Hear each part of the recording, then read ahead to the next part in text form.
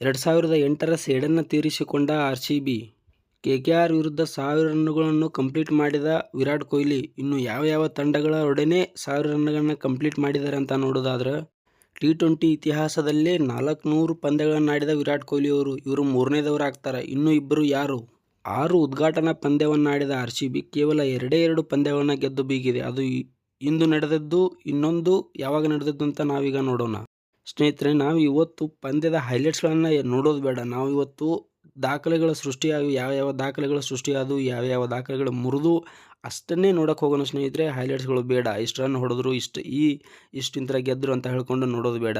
ನಮಸ್ಕಾರಗಳು ಸ್ನೇಹಿತರೆ, top cricketing ಅಪ್ಡೇಟ್ಗೆ ತಮಗೆಲ್ಲರಿಗೂ ಪ್ರೀತಿಯ ಸ್ವಾಗತ.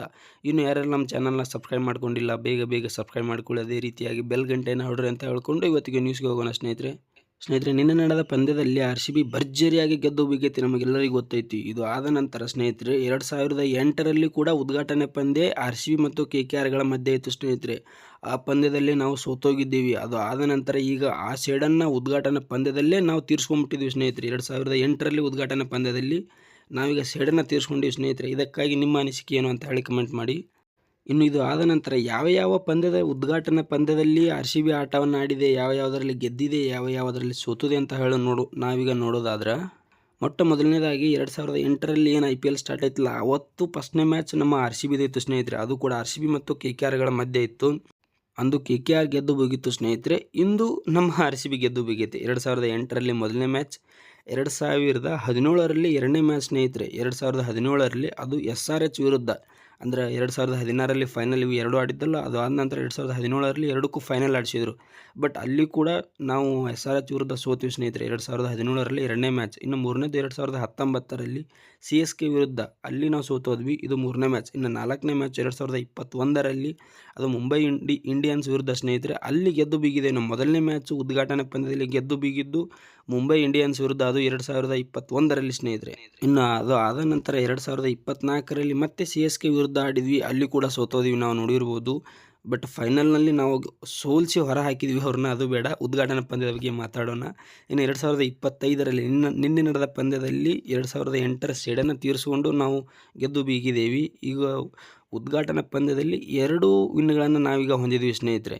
ಇನ್ನು ಮುಂದಿನ ರೆಕಾರ್ಡಿಗೆ ನಾವು ಹೋಗೋಣ. ಇನ್ನು ನೋಡಿರ್ಬೋದು, ಮ್ಯಾಚ್ ನೋಡಿದವರಲ್ಲಿ ಗೊತ್ತಿರುತ್ತೆ, ಕೆಕೆಆರ್ ವಿರುದ್ಧ 1000 ರನ್ನುಗಳನ್ನ ಗಡಿ ದಾಟಿದಂಥ ವಿರಾಟ್ ಕೊಹ್ಲಿ ಅವರು ಸ್ನೇಹಿತರೆ 1000 ರನ್ನುಗಳನ್ನ ಇದೀಗ ಕಲೆ ಹಾಕಿದರು. ಇನ್ನು ಕೆಕೆಆರ್ ವಿರುದ್ಧ ಯಾರ್ಯಾರು 1000 ರನ್ನುಗಳನ್ನ ಕಲೆ ಹಾಕಿದ್ದಾರೆ ಅಂತ ನೋಡಿದ್ರೆ ಮೊಟ್ಟ ಮೊದಲನೇದಾಗಿ ಡೇವಿಡ್ ವಾರ್ನರ್ ಅವರು ಸ್ನೇಹಿತರೆ, ಎರಡನೇದವರು ರೋಹಿತ್ ಶರ್ಮಾ ಅವರು, ಮೂರನೇದವರು ಈಗ ನಮ್ಮ ವಿರಾಟ್ ಕೊಹ್ಲಿ ಅವರು. ಇದು ಕೆಕೆಆರ್ ವಿರುದ್ಧ 1000 ರನ್ನುಗಳನ್ನ ಕಲೆ ಹಾಕಿದರು ಸ್ನೇಹಿತರೆ.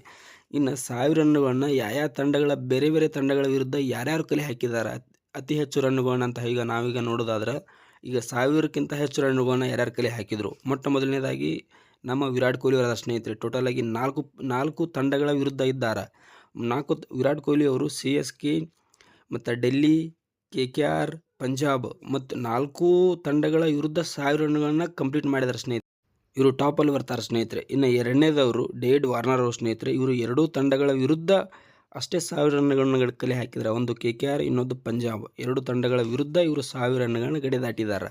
ಇನ್ನು ಮೂರನೇದವರು ಬರ್ತಾರೆ ರೋಹಿತ್ ಶರ್ಮಾ ಅವರು ಸ್ನೇಹಿತರೆ. ಇವರು ಕೂಡ 2 ತಂಡಗಳ ವಿರುದ್ಧ 1000 ರನ್ನುಗಳನ್ನ ಗಡಿ ದಾಟಿದ್ದಾರೆ. ಒಂದನೇದು KKR, ಎರಡನೇದು ಡೆಲ್ಲಿ ಸ್ನೇಹಿತರೆ. ಇನ್ನು ಮೂರನೇದವರು ರೋಹಿತ್ ಶರ್ಮಾ ಆದ್ರಲ್ಲ. ಇನ್ನು ನಾಲ್ಕನೇದವರು ಶಿಖರ್ ಧವನ್ ಅವರು ಬರ್ತಾರೆ ಸ್ನೇಹಿತರೆ. ಇವರು CSK ವಿರುದ್ಧ 1000 ರನ್ನುಗಳನ್ನ ಗಡಿ ದಾಟಿದ್ದಾರೆ. ಇವರು ಒಂದೇ ಒಂದು ತಂಡದ ವಿರುದ್ಧ ಸ್ನೇಹಿತರೆ. ನಿಮ್ಮ ಅನಿಸಿಕೆ ಏನು ಅಂತ ಹೇಳಿ ಕಮೆಂಟ್ ಮಾಡಿ. ನಾವು ನೋಡಿರ್ಬೋದು ಸ್ನೇಹಿತರೆ, ನಿನ್ನ ಪವರ್ ಪ್ಲೇನಲ್ಲೇ ನಮ್ಮ 80 ರನ್ನುಗಳಾಗಿದ್ದವು ಸ್ನೇಹಿತರೆ. ಇನ್ನು ಈ ಸ್ಕೋರನ್ನು ನೋಡೋದಾದ್ರೆ RCBಗೆ second highest power play run ಆಗುತ್ತಿದ್ದು. ಯಾಕಪ್ಪ ಅಂದರೆ 2024ರಲ್ಲಿ 92 ರನ್ನುಗಳನ್ನ ಹೊಡೆದಿದ್ದೆ ಸ್ನೇಹಿತರೆ ನಾವು GT ವಿರುದ್ಧ. ಅಲ್ಲಿ 92 ಹೊಡೆದಿದ್ದೆ ಪವರ್ ಪ್ಲೇನಲ್ಲಿ. ಇದು 80 ರನ್ ಹೊಡೆದಿದೆ. ಇದು second highest power play run ಆಗುತ್ತೆ ಸ್ನೇಹಿತರೆ ನಮ್ಮ RCBದು ಅಷ್ಟೇ ಹೇಳತ್ತೀನಿ ನಾನು. ಇನ್ನು T20 ಇತಿಹಾಸದಲ್ಲಿ 400 ಪಂದ್ಯಗಳನ್ನು ಗಡಿದಾಟಿದಂಥ ವಿರಾಟ್ ಕೊಹ್ಲಿ ಅವರು ಸ್ನೇಹಿತರೆ. ಇಂದು ನಡೀತಲ್ಲ, ಇಲ್ಲಿ 400 ಪಂದ್ಯಗಳನ್ನು ಗಡಿದಾಟಿದರು. ಇದರಲ್ಲಿ ಕೂಡ ಕೇವಲ 3 ಜನರಿದ್ದಾರೆ ಸ್ನೇಹಿತರೆ. ಅವರು ಯಾರ್ಯಾರು ಅಂತ ಹೇಳಿ ನೋಡೋದಾದ್ರೆ ಮೊಟ್ಟ ಮೊದಲನೇದಾಗಿ ಇರೋರು ನಮ್ಮ ರೋಹಿತ್ ಶರ್ಮಾ ಅವರು ಸ್ನೇಹಿತರೆ. ಟೋಟಲ್ ಆಗಿ 448 ಪಂದ್ಯಗಳನ್ನು ಆಡಿದ್ದಾರೆ. ಎರಡನೇದವರು ದಿನೇಶ್ ಕಾರ್ತಿಕ್ ಅವರು 412 ಪಂದ್ಯಗಳನ್ನು ಆಡಿದ್ದಾರೆ. ಇದೀಗ ವಿರಾಟ್ ಕೊಹ್ಲಿ ಅವರು ಕೂಡ ಅವರ ಸ್ಥಾನದಲ್ಲಿ ಬರ್ತಾರೆ. 400 ಪಂದ್ಯಗಳನ್ನು ಆಡಿ ಬೀಗಿದ್ದಾರೆ ಸ್ನೇಹಿತರೆ. ಇವರು ಕೇವಲ 3 ಜನರು ಸ್ನೇಹಿತರೆ. ಇನ್ನು ಆದ ನಂತರ ವಿರಾಟ್ ಕೊಹ್ಲಿ ಅವರು IPLನಲ್ಲಿ 8,000 ರನ್ಗಳನ್ನ ಕಂಪ್ಲೀಟ್ ಮಾಡಿಬಿಟ್ಟಿದ್ದಾರೆ ಸ್ನೇಹಿತರೆ, ಗೊತ್ತಿರ್ಬೋದು ನಮಗೆ. ಅದಲ್ಲದೆ 8 ಸೆಂಚುರಿಗಳನ್ನು ಹೊಡೆದು ಬೀಗಿದ್ದಾರೆ ಸ್ನೇಹಿತರೆ. ಇವರು 8 ಸೆಂಚುರಿಗಳನ್ನು ಹೊಡೆದಾರ. ಅದಲ್ಲದೆ 7 ಭಾರತದ ನೆಲದಲ್ಲೇ ಬಂದವು.